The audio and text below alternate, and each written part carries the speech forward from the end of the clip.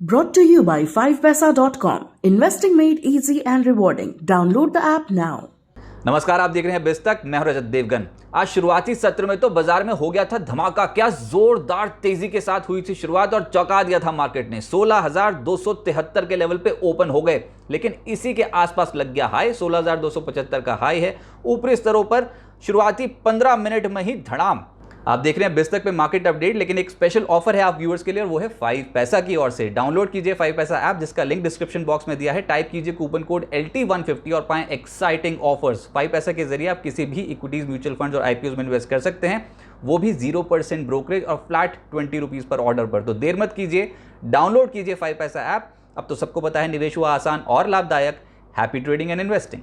एकदम से profit booking आती हुई नजर आई और दिन भर एक रेंज में फंसा रहा मार्केट। आज के दिन का लो है 16,157 का और निचले सिरों से लेटर हाफ में थोड़ा सा संभलते हुए नजर आए। बेहतर बात यह थी कि 16,200 को क्लोजिंग बेसिस पे होल्ड कर गए। 16,220 आज के दिन की क्लोजिंग है। 87 अंकों की बढ़त के साथ निफ्टी बंद हुआ, लगभग आधे फीसदी के गेंस। निफ्टी बैंक 203 अंक बढ़ता हुआ नजर आया, लेकिन एक रेंज में फंसा रहा और सेंसेक्स भी 303 अंक उछलकर हुआ है बंद।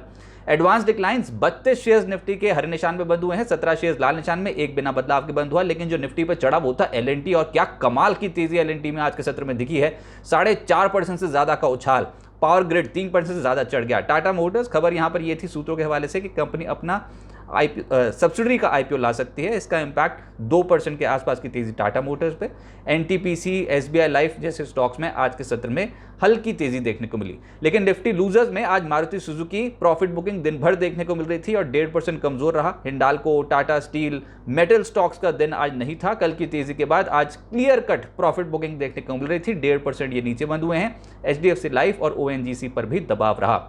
सेक्टर स्पेसिफिक थोड़ा बिखरा हुआ नजर आ रहा था मार्केट आज, लेकिन फिर भी कुछ चुनिंदा स्टॉक स्पेसिफिक मूवमेंट्स बन रही थी। उसमें पावर क्षेत्र से जुड़ी कंपनी, इंफ्रास्ट्रक्चर से जुड़ी कंपनियां, यहां पर तेजी थी। लीड तो खैर LNT ही कर रहा था। इसके अलावा पावर ग्रिड, इसमें 3% का उछाल था। टाटा पावर 2% उछला है। NTPC, अदानी पोर्ट्स जैसे स्ट्रक्चर्स ये थोड़े संभलते हुए नजर आए। सरकारी कंपनियों में ऑयल इंडिया बहुत पिटाई हुई है इस हफ्ते। आज शुक्रवार के दिन 4% लोअर एंड से उछल गया। इसके अलावा पावर ग्रिड, NTPC, कोल इंडिया, इन सरकारी कंपनियों में आज तेजी देखने को मिली। फाइनेंशियल्स में आज HDFC AMC सबसे तेज चल रहा था, 2.5% ज्यादा के रिटर्न दे गया। SBI लाइफ 2% चढ़ गया। बैंकिंग में आज निजी क्षेत्र के बैंक्स रिलेटिवली आउट परफॉर्म कर रहे थे और वो भी दिग्गज, जो कि है ICICI bank, axis bank, Kotak bank, इनमें आज स्ट्रेंथ नजर आ रही थी। PFC, REC जैसे स्टॉक्स में हल्की खरीदारी देखने को मिली। आज एक सेक्टर बहुत समय बाद निचले स्रोत से सुधरा है, वो है हेल्थ केयर और फार्मा। इन स्टॉक्स पे इप्का लैब्स 2.5% चढ़ा है। Metropolis 1.5%, Strides Pharma, doctor Reddy's, Natco Pharma और सन फार्मा जैसे स्टॉक्स में आज हरे निशान की क्लोजिंग है। FMCG ये तो खैर पसंदीदा सेक्टर पिछले कुछ दिनों से है ही। आज शुरुआती सत्र से कुछ स्टॉक्स एक्टिव थे।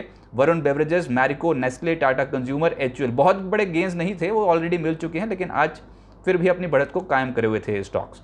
शुगर स्टॉक्स का बोलबाला था। आज तो दिन आया वो था उत्तम शुगर, 12.5% चढ़ गया। आउट शुगर 6% से ज्यादा चढ़ा। मगध शुगर, शक्ति शुगर 6% ऊपर। धामपुर शुगर खुद 4.5% ऊपर उछला है। आज जो नहीं चला वो थे मेटल्स। देखिए, चाइना में 22,000 करोड़ US डॉलर का स्टिमुलस आना है, लेकिन ये सिर्फ अभी खबर है, इसकी सरकार ने पुष्टि नहीं की है। और आज स्टॉक्स में शुरुआती सत्र से ही डेंट पड़ गया था। ऊपरी स्तरों पे मुनाफा वसूली थी। Wilson Corp, JSPL steel authority लगभग 2.25% से 2.25% कमजोर हुए हैं। हिंडाल्को, टाटा स्टील पे भी क्लियर कट मुनाफा वसूली थी। 1.5% ये हल्के हो गए। FNO गेनर्स पे आज नंबर आया SRF का। दिन की ऊंचाइयां छूता छूता बंद हुआ है आज ये स्टॉक, 5% चढ़ गया।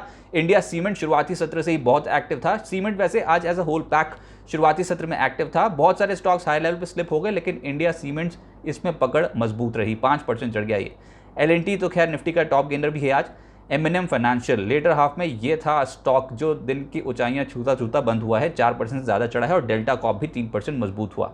जो नहीं चले उसमें NBCC, कल याद होगा बहुत स्ट्रांगली एक्यूमुलेट हुआ था स्टॉक, आज थोड़ा हल्का हो गया। प्रॉफिट बुकिंग हो गई 3%, इस स्टॉक की क्लोजिंग नेगेटिव है। बंधन बैंक लगभग 3% टूटा है। Ashok Leyland, max financial, India bulls housing finance जैसे स्ट्रक्चर्स हल्की कमजोरी के साथ हुए हैं बंद। लेकिन मिड कैप्स देखिए, बाजार में कैचअप फ्लिप बहुत स्ट्रांग है। काउंटर स्पेसिफिक मूवमेंट्स हैं और उसमें भी मिड कैप में आप कुछ स्टॉक्स देखिए आज जो चढ़े हैं सिंगल ट्रेडिंग सेशन में।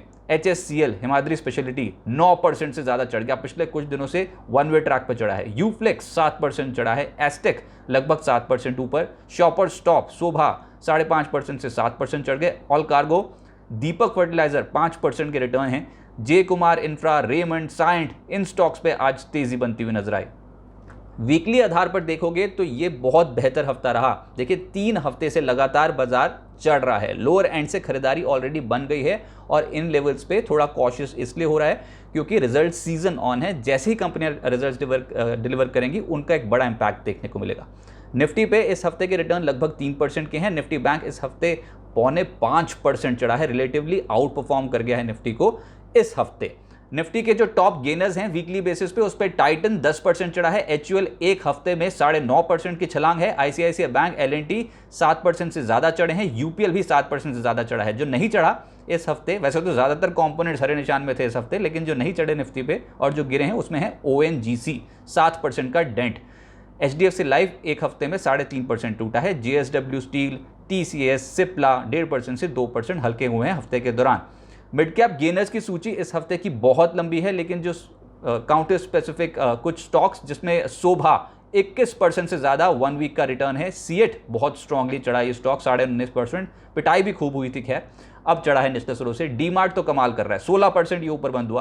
कैनरा बैंक में लोअर लेवल से जो खरीदारी आई है स्टॉक को इस हफ्ते 14% ऊपर ले गई है। ट्यूब इन्वेस्टमेंट और एबीबी इन स्टॉक्स में लगभग 14.25% के रिटर्न है। एबीबी 52 हफ्ते की ऊंचाई पर है। मिड कैप लूजर्स में ऑयल से रिलेटेड कंपनियां हैं। ऑयल इंडिया एमआरपीएल का तो सुपड़ा ही साफ हो गया। ऑयल इंडिया 14% नीचे इस हफ्ता इसकी क्लोजिंग है। इसके अलावा एमआरपीएल 12% एक हफ्ते का डेंट। विजय डायग्नोस्टिक इस कंपनी में 10% का क्रैक पड़ा है एक हफ्ते में। नज़ारा, मेट्रो ब्रांड्स, एप्टस वैल्यू 6% से ज़्यादा टूटते हुए नजर आए। अब आगे क्या होगा? देखिए टीसीएस के नतीजों का एक बड़ा इंपैक्ट पड़ेगा सोमवार को बाजार जैसे ही खुलेगा, और नतीजे जो आए हैं पहले आप वो देखिए। आय 50,590 करोड़ से बढ़कर 52,758 करोड़ की रही है। 52,750 करोड़ हम अनुमान लगा के चल रहे थे, यानी कि इन लाइन है आय। लेकिन प्रॉब्लम शुरू होती है कामकाजी फ्रंट पे, मार्जिन के फ्रंट पे और मुनाफे के फ्रंट पे। कामकाजी मुनाफा 12,628 करोड़ से घटकर 12,186 करोड़ पहुंचा है। एक्सपेक्टेशन से कम है, एक्सपेक्टेशन थी 12,450 करोड़ की, उससे बहुत कम है। मार्जिन्स 25% से घटकर 23.1% हुए हैं, और ये प्रॉब्लम है क्योंकि हम एक्सपेक्ट कर रहे थे कि 23.6% एटलीस्ट टीसीएस पोस्ट करेगी, 23.1% पोस्ट कर दिया, तो मार्जिन भी इनलाइन नहीं है। मुनाफे के फिगर तो बिल्कुल इनलाइन नहीं है। 9,926 करोड़ से घटकर 9,478 करोड़ का मुनाफा है। एक्सपेक्टेशन ये थी कि एटलीस्ट 9,900 करोड़ से ज़्यादा का मुनाफा टीसीएस पोस्ट करेगी, वो नहीं कर पाई है। ये देश की सबसे बड़ी आईटी कंपनी है, और नतीजे जैसे कि हम एक्सपेक्ट ही ये कर रहे थे कि ग्लोबल हेडविंड्स डेफिनेटली इस बार नतीजों पे असर डालेगी, और वही होता हुआ नजर आया। क्वार्टर 1 में कंपनी कह रही है कि 14,136 कर्मचारी जोड़े हैं। 8 रुपये प्रति शेयर का डिविडेंड का ऐलान भी कर दिया है। 30 जून तक ऑर्डर बुक जो है वो 820 करोड़ यूएस डॉलर्स की है। लेकिन एक बड़ी प्रॉब्लम है, और वो है एट्रिशन रेट, यानी कि जो कर्मचारी नौकरी छोड़कर कहीं और नौकरी करने जाते हैं उनकी संख्या में है इजाफा, और एट्रिशन रेट जो है वो 17.4% से बढ़कर 19.7% हो गया है तिमाही दर तिमाही आधार पर। और ये प्रॉब्लम एरिया इसलिए क्योंकि अगर टीसीएस कह रही है कि एट्रिशन रेट 19.7% है, तो बाकी की कंपनियों का क्या होगा, यही सोच के बाजार टेंशन में आ सकता है। ऑलरेडी बहुत ज़्यादा पिटाई हो चुकी है, तो थोड़ा कॉशियस रहिए। लेकिन हाँ, ब्रोकिंग हाउसेस की रिपोर्ट कोई बहुत एक्साइटिंग नहीं रहने वाली है। इसका इंपैक्ट डेफिनेटली अब बाकी के स्टॉक्स भी पड़ता हुआ नजर आएगा, जो कि आईटी क्षेत्र से होंगे। निफ्टी पे इंपॉर्टेंट क्या है? निफ्टी पे इंपॉर्टेंट ये है कि 16,000 के ऊपर बुल्स की ताकत बनी रहेगी, और बहुत बेहतर बात इस हफ्ते ये हुई कि रिजल्ट से ठीक पहले हमने 16,000 के लेवल को तोड़ा, और कन्विंसिंगली तोड़ा। उसके ऊपर मेंटेन भी करने की कोशिश कर रहे हैं। गिरावट में फिर से खरीदारी करना बेहतर रहेगा। इन लेवल्स पे थोड़ा पोजीशंस को लाइट रखिए, लेकिन अगर कोई डिप आ जाता है तो पोजीशंस पॉजिटिव साइड पे ही ऐड होती हुई नजर आएंगी। अगले हफ्ते ट्रिगर ही ट्रिगर हैं। एक तो सबसे बड़ा ट्रिगर नतीजों का ही है, और आप सिलसिलेवार तरीके से देखिए कितनी बड़ी कंपनियों के नतीजे आने हैं। 12 जुलाई को डेल्टा कॉर्प एचसीएल टेक नतीजे देंगी। 13 जुलाई को माइंट्री के नतीजे आने हैं। 14 जुलाई को एसीसी एलएनटी इन्फोटेक के नतीजे हैं। 15 जुलाई को क्वार्टर 1 नतीजे आएंगे Federal Bank, JSPL, L&T Technology Services के। 16 जुलाई को HDFC Bank, BEL, ICICI Prudential अपने नतीजे जारी करेंगी। तो डेटा तो बहुत है, और रिजल्ट्स ही रिजल्ट्स इंपैक्ट डालेंगे मार्केट्स पे। इंपॉर्टेंट ये भी है कि मैक्रो फ्रंट पे भी कहीं ना कहीं बहुत इंपॉर्टेंट ट्रिगर्स बैठेंगे, क्योंकि 12 जुलाई मंगलवार को भारत के मई आईआईपी के आंकड़े आने हैं। 13 जुलाई को यानी कि बुधवार को अमेरिका में जून महंगाई के आंकड़े आने हैं। बहुत ही क्लोजली वॉच किए जाएंगे अमेरिका के इन्फ्लेशन नंबर्स, और इंडिया के भी इन्फ्लेशन नंबर्स आने हैं, जो कि 14 जुलाई को आएंगे। गुरुवार को जून महंगाई के आंकड़े आएंगे।